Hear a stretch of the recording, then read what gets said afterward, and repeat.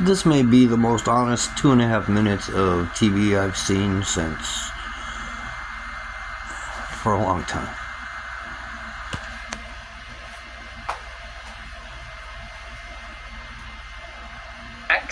Seemingly discovering for the first time some complex truths about the origin of this war.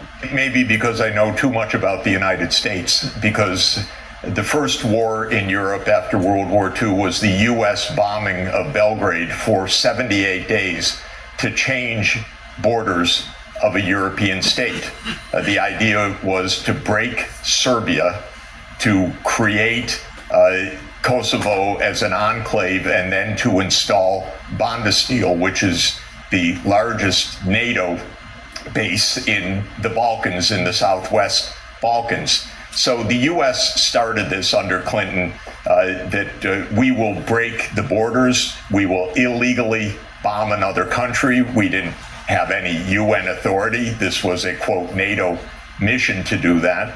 Then I know the United States went to war repeatedly, illegally, in what it did in Afghanistan, and then what it did in Iraq, and then what it did in Syria, which was the Obama administration, especially Obama and Hillary Clinton, tasking the CIA to overthrow Bashar al-Assad, and then what it did with NATO illegally bombing Libya to topple Muammar Gaddafi, and then what it did in Kiev in February 2014. I happened to see some of that with my own eyes. The U.S. overthrew Yanukovych together with right-wing Ukrainian military forces. We overthrew a president.